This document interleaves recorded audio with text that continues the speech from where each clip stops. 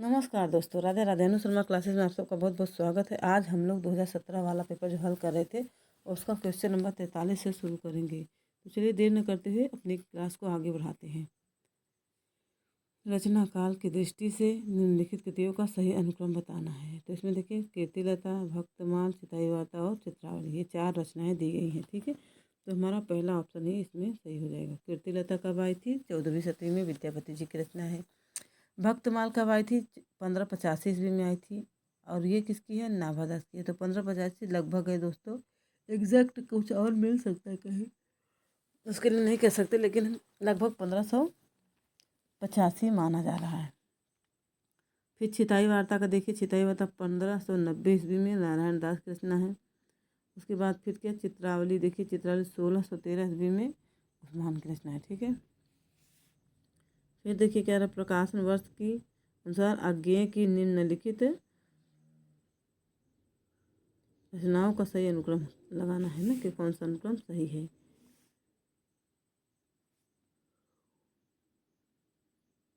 तो ऑप्शन देख लेते हैं हम लोग। इत्तेलम, आंगन के पार द्वार, हरी घास पर क्षण भर, कितने नाम कितनी बार, है ना।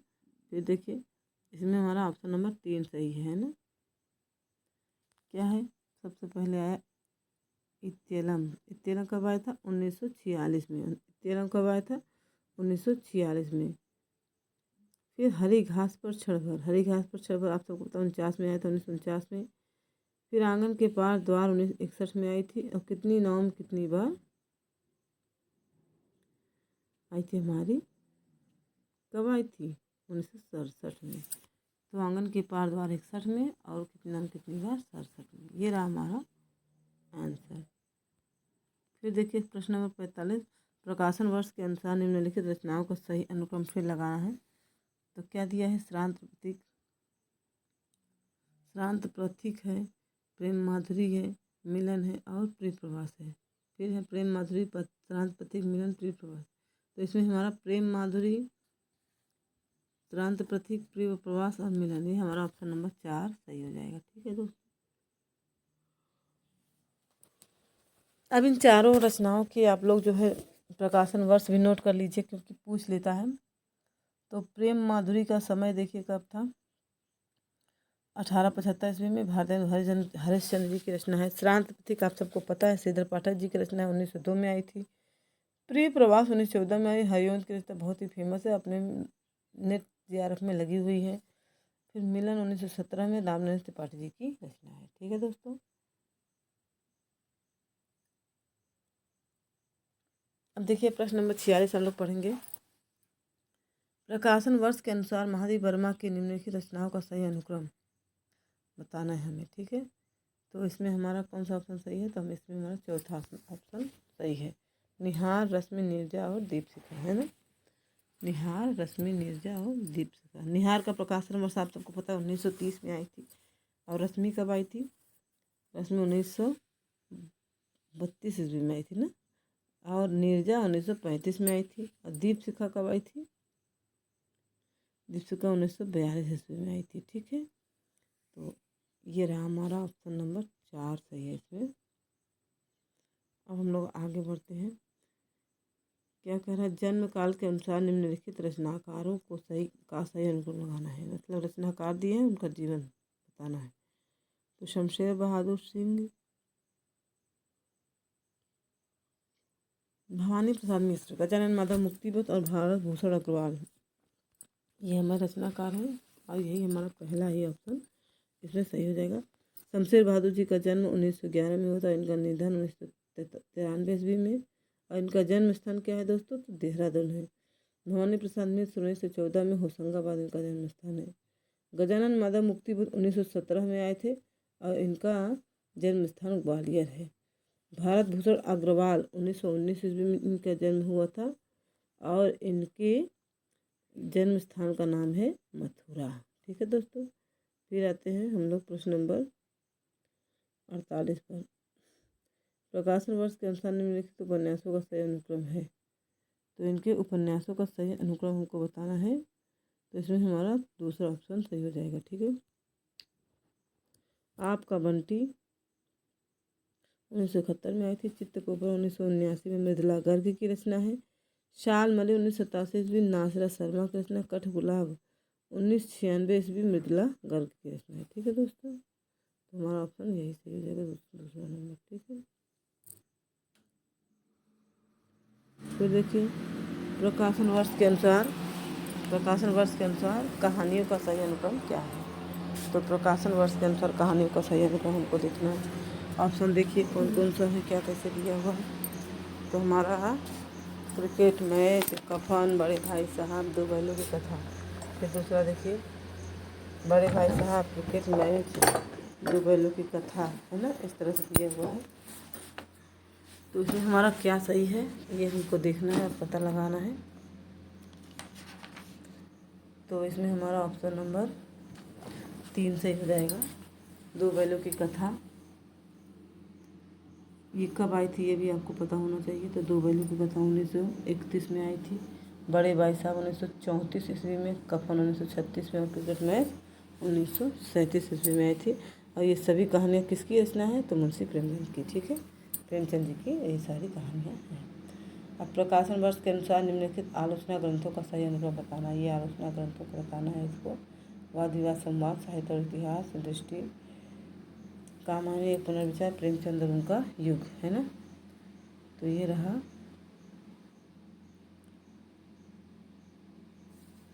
तो इसका हमारा क्या सही हो जाएगा, ऑप्शन देखते हैं। इसमें हमारा ये तीसरा सही हो जाएगा। ठीक है, प्रेमचंद और उनका युग 1952 ईस्वी में आई थी। और यह जो है रामविलास शर्मा जी की रचना है। ये प्रेमचंद और उनका युग, ठीक है। ये फिर उसके बाद कामायनी एक पुनर्विचार, तो आप सबको पता है कि ये मुक्तिबोध जी की रचना 1961 में आई थी।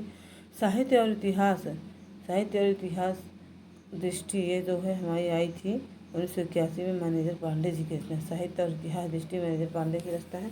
वाद विवाद संवाद यह तो बहुत ही फेमस रचना है, नामर सिंह जी की 1989 ईस्वी में आई थी। तो इस तरह से हमारा ऑप्शन नंबर 3 सही हो जाएगा। चलिए देर न करते प्रश्न नंबर 52 देखते हैं। प्रकाशन वर्ष के अनुसार निम्नलिखित आत्मकथाओं का सही अनुक्रम हमको लगाना है।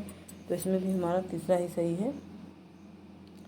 कस्तूरी कुंडल बसे हाथ से एक कहानी, यह भी और औरत है ना। तो कस्तूरी कुंडल बसे 2002 में मैत्रेयी पुष्पा जी की रचना है। बहुत ही प्रसिद्ध है। हाथ से तो हमारी रचना लगी हुई है हमारे सिलेबस में। हाथ से नहीं लगी है, आप हुदरी लगी है, सॉरी, इनके पहला खंड लगा है आप हुदरी, है ना। हादसे का प्रकाशन 2005 है। रमणिका गुप्ता जी की रचना है। एक कहानी यह भी, है ना, 2007 में आई थी, मनु भंडारी जी की रचना। और औरत 2010 में कृष्णा अग्निहोत्री की रचना है। ठीक है दोस्तों, पढ़ते समय आप लोग एक काम करा करिए, पेन और कॉपी जरूर लेके बैठा करिए, ताकि जो भी इम्पोर्टेंट लगे आप लोग लिख लीजिए। प्रकाशन वर्ष के अनुसार निम्न नाटकों का सही अनुक्रम बताना है। ठीक है, तो नाटक देखिए आधे अधूरे है, अंधा युग है, भारत जननी है। ठीक है, तो इसमें भी हमारा ऑप्शन नंबर 3 ही सही है ना। सबसे पहले क्या है, भारत जननी।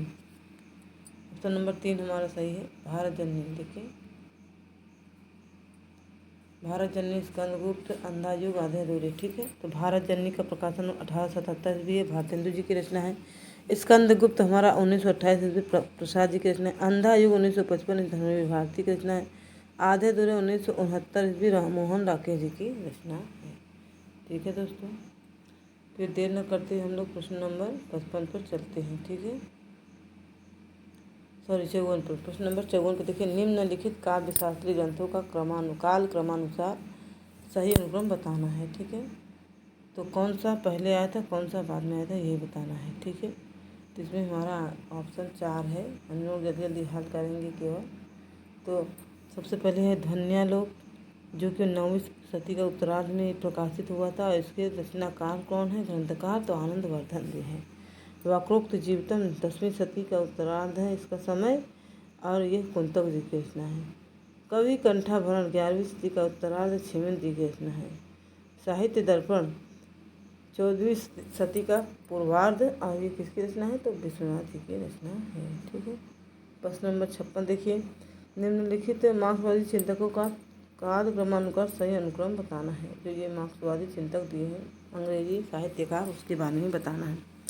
तो इसमें हमारा पहला ऑप्शन ही सही हो जाएगा दोस्तों। कार्ल मार्क्स का समय 1818 से 1883 ईस्वी रहा है। और फ्रेडरिक एंगेल्स ये 1826 से 1895 ईस्वी तक रहे हैं। व्लादिमीर इलिच लेनिन इनका समय कब है? तो 1870 से 1840 तक इनका समय है। माओ से तुंग जो है इनका जन्म 1893 से लेकर 1976 तक रहा है। इनका मतलब समय जीवन काल। फिर हम लोग देर न करते हुए आगे चलते हैं। असर्शन रीजन आ गया। प्रश्न संख्या 58 से 65 तक के प्रश्नों में 2 कथन दिए गए, इनमें से एक स्थापना है और दूसरा तर्क। तो हमें ढूंढना है क्या सही है क्या गलत है। काव्य हृदय का परम उत्थान है और विज्ञान साहित्य का चरम उत्कर्ष। चलो ठीक है, कह रहे हैं ठीक है भाई जी बोल रहे हैं। फिर क्या बोल रहे हैं?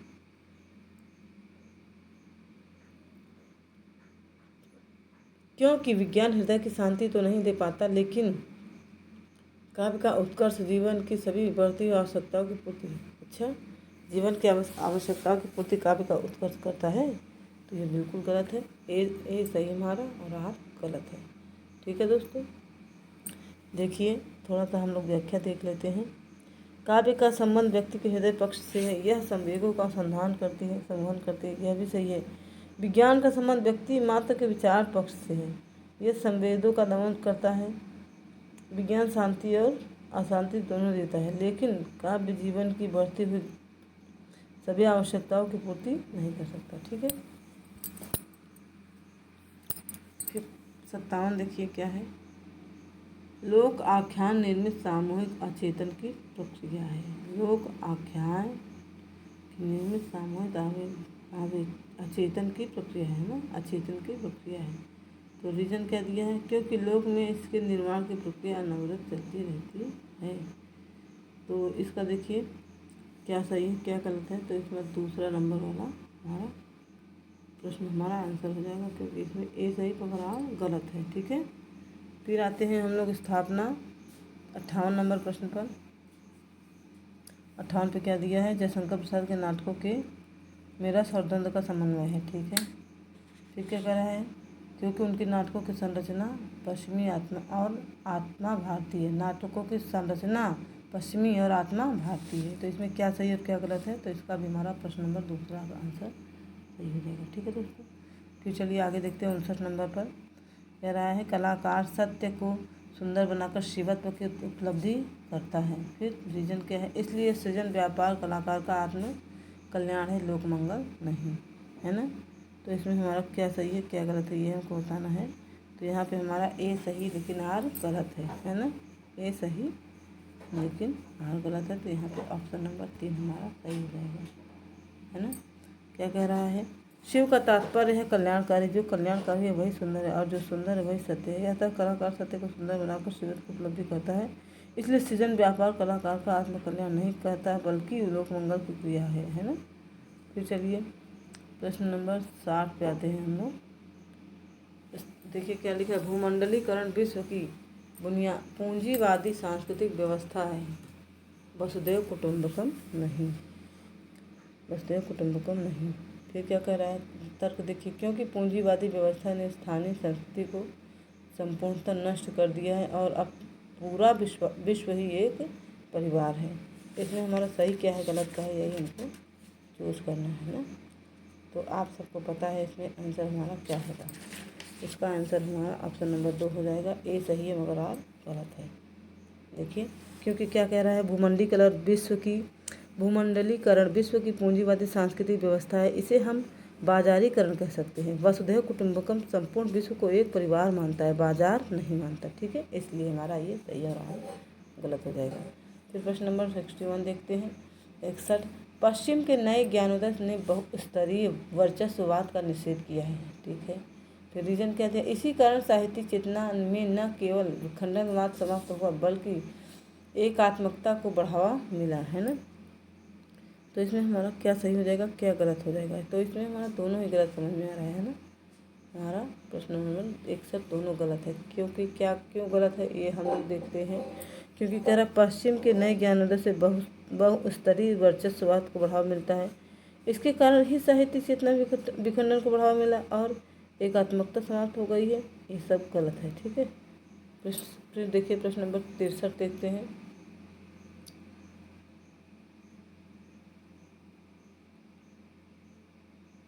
प्रश्न नंबर 62 देखते हैं। सांस्कृतिक एकरूपता साहित्य के लोकतंत्र में अनिवार्य है। सांस्कृतिक एकरूपता साहित्य के लोकतंत्र में अनिवार्य है, ऐसा कह रहा है। फिर रीजन क्या बता रहे हैं? क्योंकि बहुलतावाद साहित्यिक संवेदना को खंडित करता है ना। तो क्या यह सही क्या गलत है? तो इसमें हमारा ऑप्शन नंबर 3 सही है। ए गलत है, आर भी गलत है। ठीक है, दोनों ही गलत हो गए। फिर 63 देखिए। स्थापना हिंदी अभिव्यक्ति की एक संपूर्ण और सशक्त सर्वसमावेशी बहुलतावादी सांस्कृतिक इकाई है। ठीक है, तर्क क्या दिया? क्योंकि भारत के बड़े बड़े भूभाग की बोलियों का समूह इनकी शक्ति को बढ़ाता है। ठीक है, इसमें हमारा ऑप्शन नंबर 4 सही हो जाएगा। ठीक है, ए सही और आर भी सही है। ठीक है, 63 में दोनों ही हमारे सही हैं। फिर आते हैं 64 में। जैसे वीर कर्म से पृथक कोई वीरत्व पदार्थ नहीं, वैसे ही सुंदर वस्तु से पृथक सौंदर्य कोई पदार्थ नहीं। क्योंकि सौंदर्य बाहर की कोई वस्तु नहीं है, मन के भीतर की वस्तु है। जो भीतर है वही बाहर है। मन के भीतर की वस्तु जो भीतर है वही बाहर है। ठीक है, अब देखिए इसका कोड क्या दिया है, तो कौन सा सही कौन सा गलत हो जाएगा। इसमें हमारा 3 है, ए सही और आर भी सही, इसमें दोनों सही हो गए। ठीक है, अब प्रश्न नंबर 65 देखते हैं। क्योंकि इन्हीं साधनाओं स्थापना देखिए मनुष्य की श्रेष्ठ साधना ही संस्कृति है। ठीक है, क्योंकि इन्हीं साधनाओं के माध्यम से मनुष्य अविरोधी सत्य तक पहुंच सका। संस्कृति इसी अवरोधी सत्य के का पर्याय है ना। तो देखिए इसमें क्या हो जाएगा। इसमें हमारा ऑप्शन नंबर ए ही सही है, दोनों ही सही हो जाएंगे। ठीक है, हमारा एक सही हो जाएगा, दोनों सही हैं। फिर देखते हैं हम लोग प्रश्न नंबर 66 पे आते हैं। ये देखिए निम्नलिखित पात्रों को उससे संबंध ग्रंथों से सुमेलित करना है। बताओ पात्रों को संबंध ग्रंथों से। राघव चेतन किस रचना का है ना। फिर राघव चेतन के बाद श्री रामा, सबरी और चंदा है ना, चंदा। तो हम सबको पता है राघव चेतन कहाँ का है? पद्मावत का। रचना किसकी है? जायसी की। श्री रामा कहाँ का है? तो सूरसागर का है। और रचना क्या है? ग्रंथकार सूरदास जी है। ठीक है, फिर शबरी किसकी है? तो रामचरितमानस के है, इसकी रचनाकार तुलसीदास जी है। चंदा चंदायन की पात्र है ना, चंदा चंदायन के पात्र है। और इसके जो है मुल्ला दाऊद जी इसके रचनाकार हैं। फिर क्या है? हीरा तो हमने लिखा ही नहीं, इसमें हीरा भी एक पात्र है जो कि चित्रावली उस्मान से ली गई है। फिर आते हैं नीचे वैराग्य संदीपनी किसकी रचना है। इसमें दे रहा है कि निम्नलिखित रचनाओं को उनके रचनाकारों के साथ सम्मिलित करना है। तो वैराग्य संदीपनी आप सबको पता है तुलसीदास जी की रचना है। फिर क्या विरह मंजरी किसकी रचना है? तो विरह मंजरी नंददास जी की रचना है। फिर आता है क्या?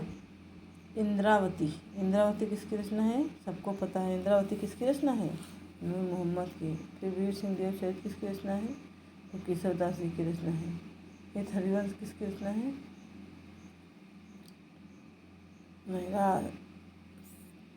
ठीक है, राधा सुधा निधि इसमें लिखा नहीं है, लेकिन मैं आपको बता दूं राधा सुधा निधि जो है वो हमारे हित हरिवंश जी की रचना है। ठीक है, हित हरिवंश जी हमारे लिए है, इसलिए हम हित हरिवंश जी की रचना का नाम बता रहे हैं कि ये राधा सुधा निधि उनकी रचना है। फिर हम लोग आते हैं निम्नलिखित ग्रंथों को उनके रचनाकारों के साथ सम्मिलित करना है। जैसे मधुमालती, मंझन, रचराज पंचाध्यायी, रसखान, भक्ति प्रताप चतुर्भुज दास और प्रेम वाटिका नंददास, पांचवा ध्रुवदास दिया है।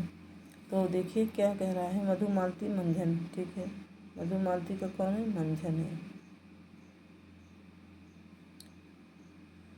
पहला सही है। और दूसरा देखिए रास पंचाध्यायी नंददास है। ठीक है, रास पंचाध्याय की रचनाकार नंददास जी, 1 का 4 सही हो जाएगा। फिर भक्ति प्रताप चतुर्भुज दास की रचना है। प्रेम वाटिका किसकी रचना है? तुलस खान की। और ध्रुवदास जी की भक्त नामावली है, भक्त नामावली है। ठीक है, तो ये रहे हमारे, इसमें हमारा कूट देख लीजिए, कूट में हमारा कौन सा सही हो जाएगा? तो कूट में चौथा सही हो जाएगा, 3 2 4 1। ठीक है, फिर देखते हैं निम्नलिखित रचनाओं को उनके रचनाकार से सम्मिलित करना। मिलन यामिनी रघुवीर सहाय, दिल्ली शमशेर बहादुर सिंह, सागर मुद्रा अंके। ये तो बिल्कुल सही है, सागर मुद्रा किसकी रचना है? अंके जी की रचना है। ठीक है, फिर इतने पास अपने दिनकर जी की रचना बता रहा है, दिनकर जी की हित हरिवंश राय बच्चन। ठीक है, तो इसमें हमारा कौन सा सही हो जाएगा, क्या सही हो जाएगा? ये देखिए, मिलन यामिनी आप सबको पता है किसकी रचना है? हरिवंश राय बच्चन की है, 1950 ईस्वी में आई थी। फिर दिल्ली किसकी रचना है? रामधारी सिंह दिनकर की है, 1954 में आई थी। सागर मुद्रा अज्ञे जी की रचना 1970 ईस्वी में आई थी। इतने पास अपने 1980 ईस्वी की रचना है, कि कौन लिखा था? शमशेर बहादुर सिंह। फिर लोग भूल गए हैं रघुवीर सहाय की रचना है। ठीक है, निम्नलिखित पात्रों को उनके उपन्यासों के साथ सम्मिलित करना है। तो पात्र दिए हैं, उपन्यास दिया है। तो देखिए, लाला मदन मोहन किसके हैं? परीक्षा गुरु के हैं, और इनके रचनाकार श्रीनिवास दास जी हैं। नाहर सिंह है ना, नाहर सिंह किसकी रचनाकार है? तो ये ब्राह्मण शिक्षक के रचनाकार हैं। ईश्वरी प्रसाद और कल्याण राय ने मिलकर इसको लिखा था। फिर परीक्षा गुरु हो गया। फिर लाला भगवान दास है ना, लाला भगवान दास ब्राह्मण शिक्षक लिखे थे।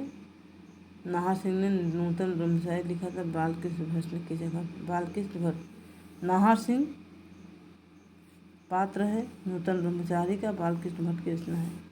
लाला भगवान दास पात्र है ब्राह्मण शिक्षक का, ईश्वरी प्रसाद और कल्याण राय के रचनाकार है। वासुदेव शास्त्री भाग्यवती श्रद्धाराम खुल्लवी की रचना है। फिर तिलकधारी रहस्य कथा बालकृष्ण भट्ट जी की रचना है। ठीक है,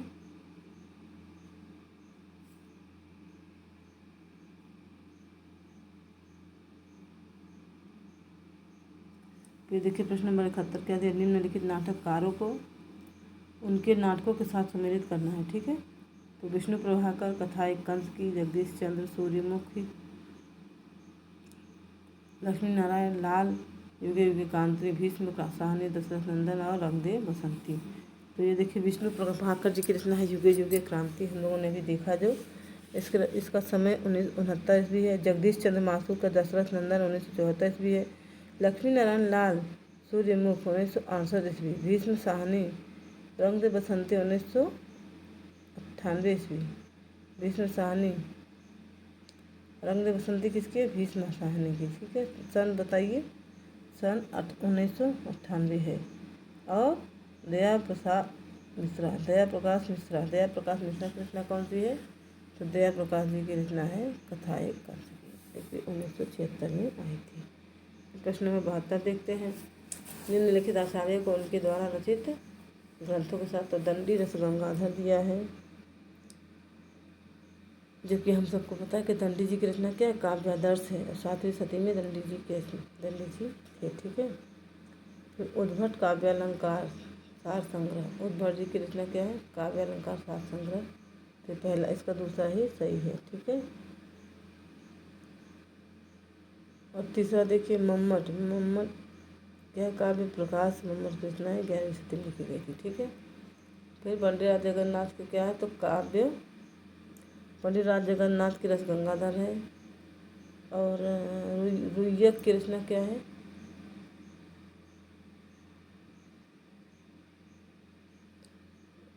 अलंकार सर्वस्व है ना, रुय्यक की रचना क्या है? अलंकार सर्वस्व। अब निम्नलिखित सिद्धांतकारों को उनके क्रियाओं के साथ सम्मिलित करना है। सासिओ दे फर्नांडीज है ना, फिर जॉर्ज लुकाच, एलन टेट। तो सासिओर का कोर्स इन जनरल लिंग्विस्टिक है, तो 1 का 4 सही है। ठीक है, फिर देखिए जॉर्ज लुकाच किसकी है? तो स्टडीज इन यूरोपियन रियलिज्म है ना, जॉर्ज लुकास की रचना स्टडी इन यूरेनियम रियलिज्म। फिर उसके बाद किसकी रचना आई? Allen Tate tension and poetry के रचनाकार हैं। फिर क्या आया? Howard Fast literature and reality के रचनाकार हैं। जॉर्ज डरवेंट थॉमसन मार्क्सवादी एंड पोइट्री लिखते हैं। ठीक है। निम्नलिखित काव्य पंक्तियों को उनके रचयिताओं के साथ सम्मिलित करना है। तो देखिए क्या दिया है काव्य पंक्तियाँ। तू गगन विस्तीर्ण मैं हूँ तो एक छात्र, तू गगन विस्तीर्ण तो मैं एक तारा क्षुद्र हूँ, किसकी रचना है?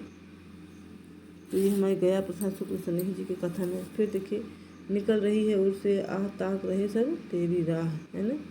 ये किसकी? झंकार से ली गई महेश गुप्त जी की रचना है। जल उठा स्नेह दीपक सा नवनीत हृदय सा मेरा, अशेष धुन रेखा में चित्रित कर रहा अंधेरा, है ना, कर रहा अंधेरा। तो ये किसकी है?